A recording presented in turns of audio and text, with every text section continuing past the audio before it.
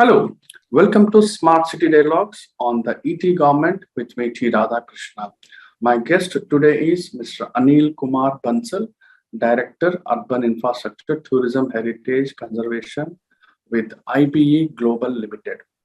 IPE Global Limited is an Indian international development consulting group known for providing technical assistance and solutions for development and sustainable growth in development countries. Mr. Anil is instrumental in strengthening urban development and infrastructure and engineering department sectors of the organization. He is also anchoring the business development of both the sectors. Mr. Anil has managed over 30 assignments in the area of urban reforms, infrastructure, policies, municipal solid waste management, slum rehabilitation, development, transaction advisory, and tourism and heritage conservation. Along with his project management responsibilities, he has worked as international and national expert on solid waste management, slum rehabilitation, public-private partnerships, and biomedical waste management. He is also leading Bangladesh operations and is responsible for managing the ongoing projects of urban reforms and tourism infrastructure supported by Asian Development Bank in the region. He has worked at grassroots with the communities and also at the state and national level in developing policies and guidelines, training and capacity building, managing the implementing large-scale programs. He has worked extensively with the DFID, ADB, JICA, and World Bank, national governments, and urban local bodies. Mr. Anil holds a master's degree in environment sciences. He also has a master's degree in technology, specializing in environmental science and engineering, and a postgraduate diploma in management. He is an ISWA certified international waste manager. Mr. Anil Kumar joins me from New Delhi. So welcome to the Smart City Dialogues. My pleasure. Thank you so much. My first question, Mr. Anil, India has enhanced its focus on urban transformation and infrastructure development. As an expert, how do you see ongoing national projects, including Smart City Mission, Amrut, and Jal Jeevan Mission? What do you say? If you see, our cities occupy just 3% of the country's land, but their contribution to the GDP, as we all know, is 60%. Now, the cities have become engines of economic growth with urbanization at record levels. Over the next 15 years, nearly half of our population will be living in urban settlements. So creating the sustainable and resilient urban infrastructure is very important so that we can provide the essential services like clean water, transport, energy, sewerage, drainage, and all vital components for attaining the sustainable development goals and for providing livable and decent quality of life to all our citizens. Governments have emphasized on the need of investments for cities only since last couple of days, as couple of decades, as we all know. Projects like Smart City, Amrut, JJM are looking at ensuring basic services like water supply, sewerage for all the cities, along with a smart layer of sensors so that we can actually have the real-time monitoring and administration of all the services which are being provided in our cities.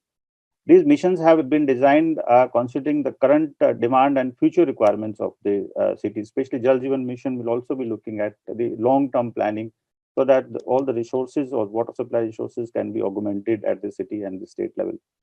So the city administrators and leaders have been given a liberty to utilize the funds as per the citizens' aspiration of these missions. This is the most important factor which we can see in these missions, that the cities have been given the ownership and the accountability to implement on their own. This is not like Government of India governed project. These missions are actually being run by the cities and states.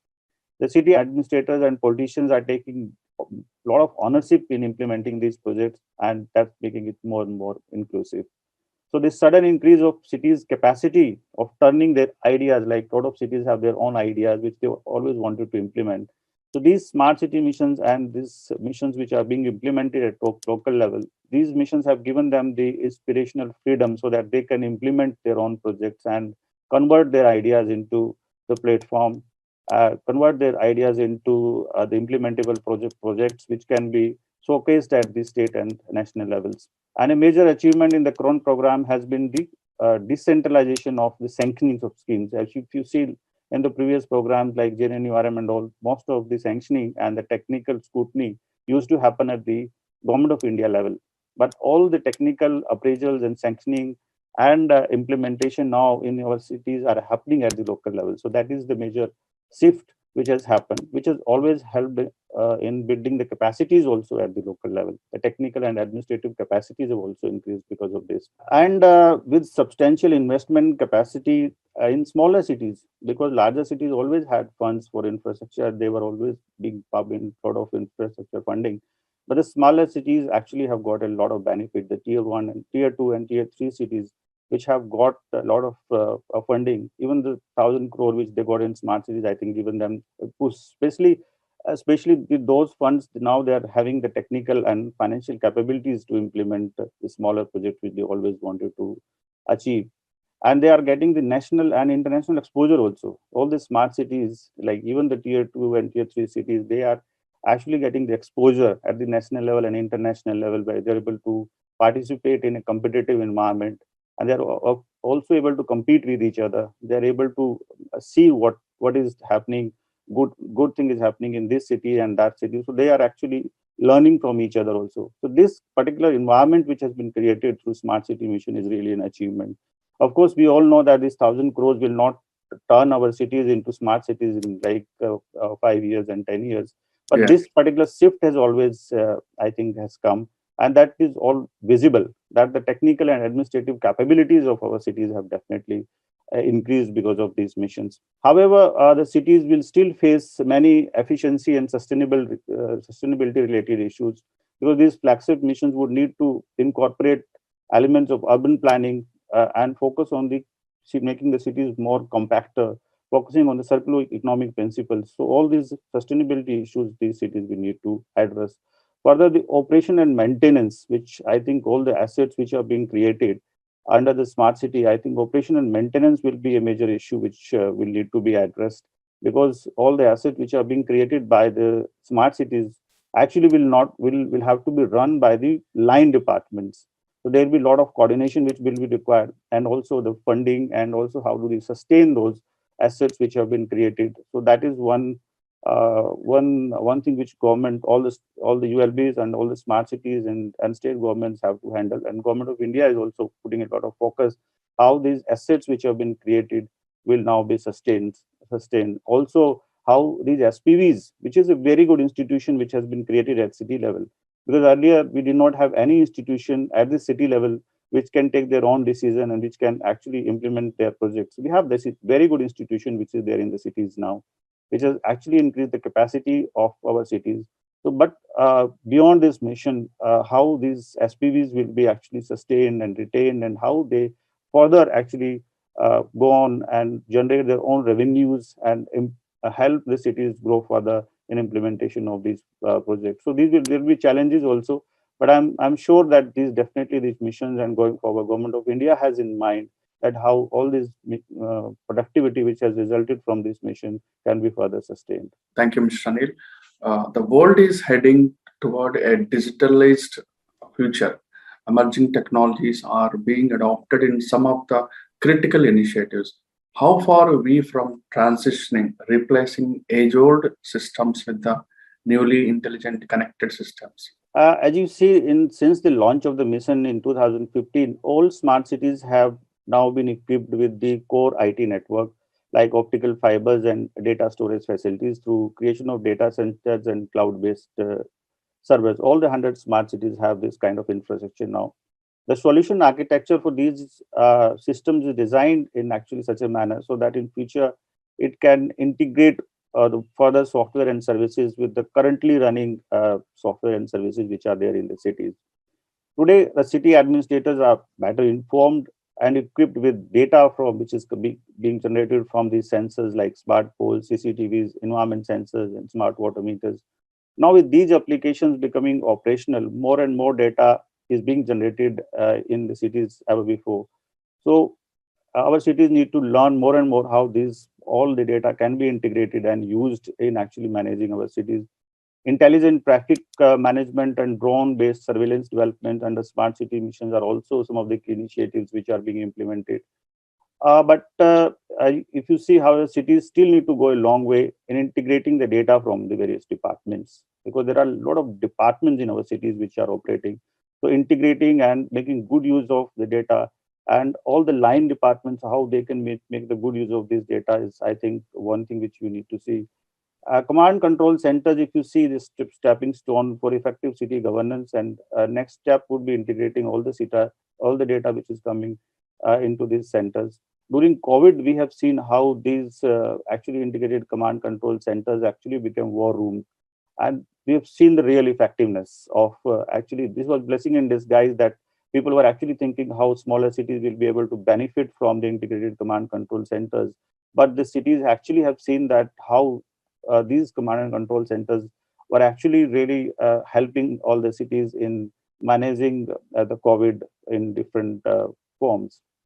So, but if you see, actually, if you say that how much we have progressed in terms of transition actually will require a cultural, organization, and operational change in our cities, so that way we can say that it's just the work started. I think it is a mindset which need to change of all the city administrators and also as all the citizens. So this cultural shift is, I think, still pending, and which is required so that we can actually say that we are now moving to the digitized future. We are all, I think, quite familiar with using the phones and IT technologies. Citizens are actually quite IT savvy, especially the younger generations are quite IT savvy. But actually, when you go to this availing the citizen services, and when the municipal service provisions are there, I think then more and more shift is required. People need to make good use of it, and there'll be, I think, educating and I think streamlining all the activities of municipal services which will be required. So that transitional shift, I think, will have to come. But again, saying that, I think the work has started, and especially using whatever software, whatever infrastructure and investments have been put into the integrated command control centers, I think day is not too far when we become more and more digitized. But that's very necessary, that's very important, which is required in our cities. Thank you. You're also environmental expert. Energy is an essential basis for the development of any country. When business and environment goals get aligned with the technology and productivity gains, and the cost savings are remarkable. As a Indian global consultant, how do you see the ongoing efforts of governments, enterprises in climate change? Actually, if you see the climate change and climate induced disasters, if you see, have emerged as a significant risk for our Indian cities in recent past. India has actually witnessed extreme weather events such as floods and cyclones with an unusual spike of extreme weather events. Since last 10, 20 years, you have seen that the intensity and as well as the frequency of the cyclones have also increased. There are more and more environment hazards which we are facing. So the climate resilience of our cities has to be increased and has to be in focus now.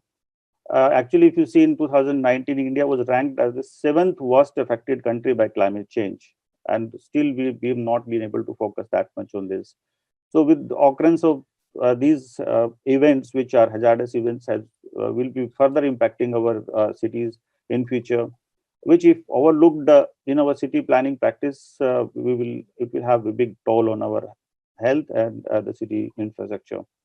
Since these are not only alarming events that we have occurred in the past and will take place in the future as well, so it's important that cities actually focus on integrating the climate resilience and disaster management practices in order to actually prepare for future and improve the quality of life of our citizens. However, saying that our cities are actually still struggling with providing the basic services, water, sanitation, solid waste management, public health, fighting with the disease, and fighting with providing the basic services also on the health, education. So our cities are still, I think, finding it a lot difficult, that they're still struggling with providing the basic services.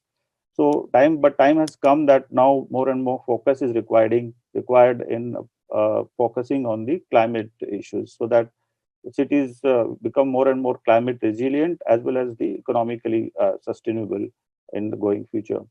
If governments focus pressing on the issues like waste management, energy saving, circular economy, EPRs, climate change issues needs to be addressed on, and all the sustainability issues needs to be addressed.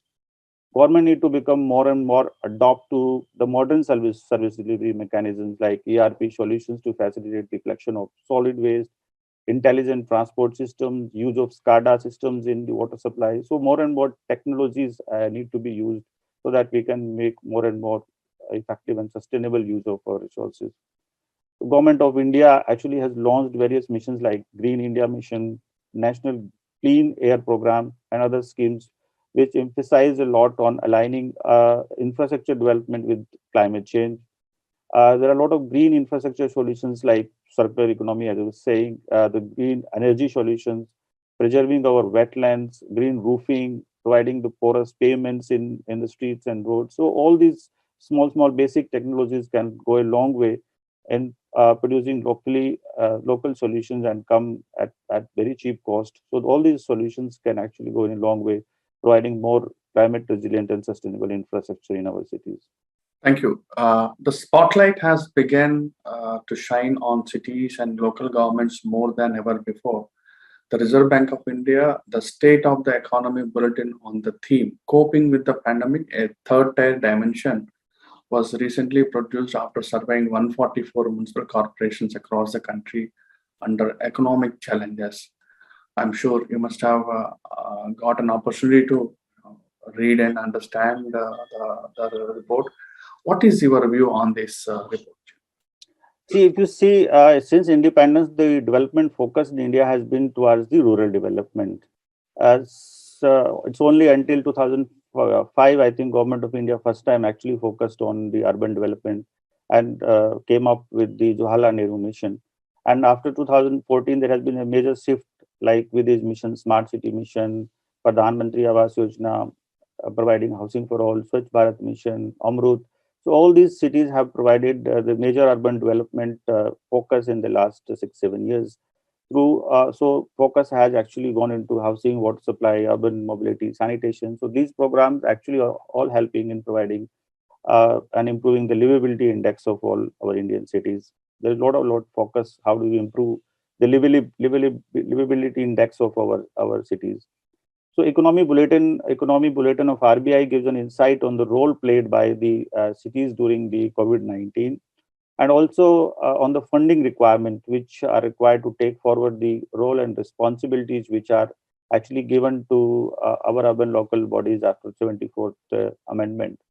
The transfer of urban planning function from states to UTs did not happen as it was mandated through the 74th Amendment.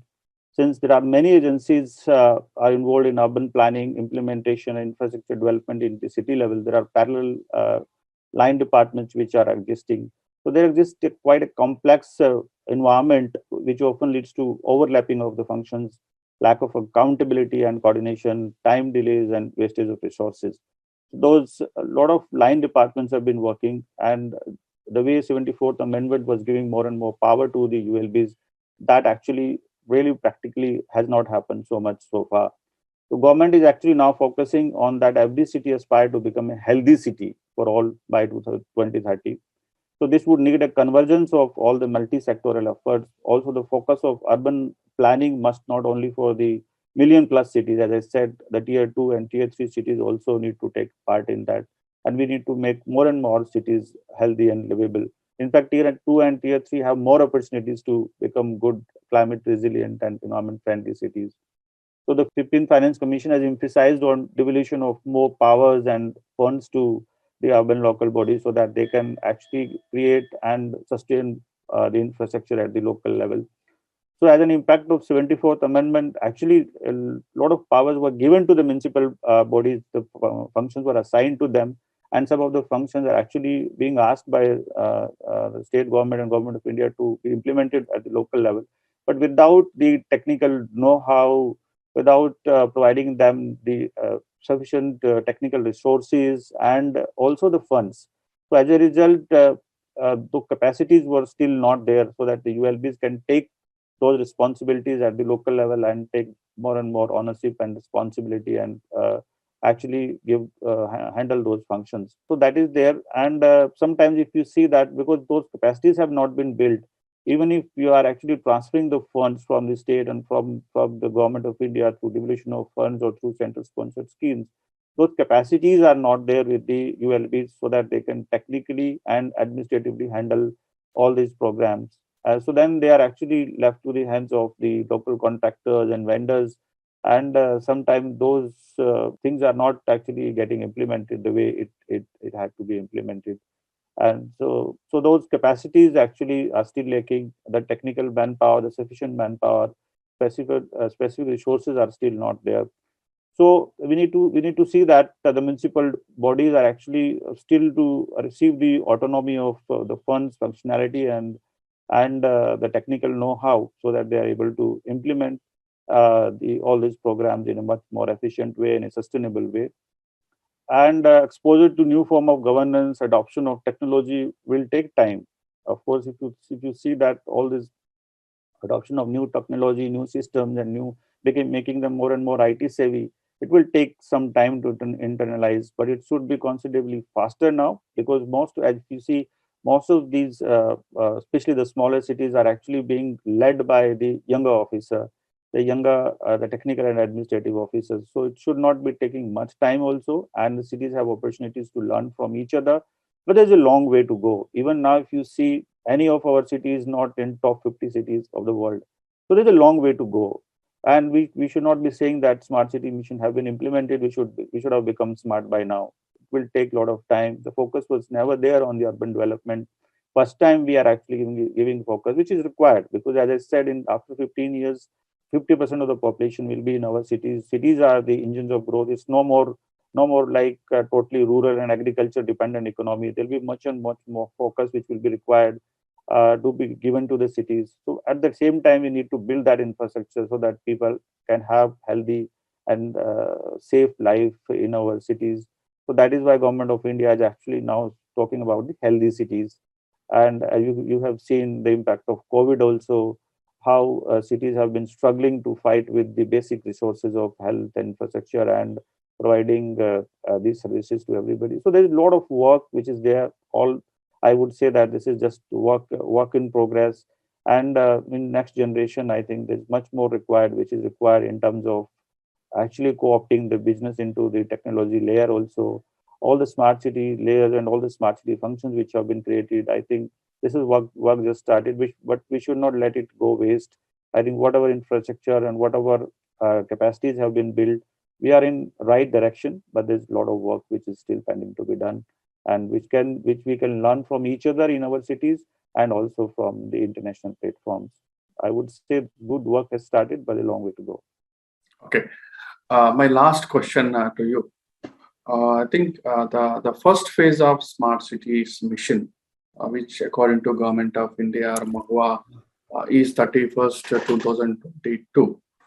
So by before that, all the projects, they have given deadline to complete on time, and most of the smart cities are geared up for exit strategy. And some of them already, are requested staff to minimize the staff and seeing that how to close their book of accounts and all. So in this scenario, I mean, considering that urban transformation is just a began, we need to go in a long way.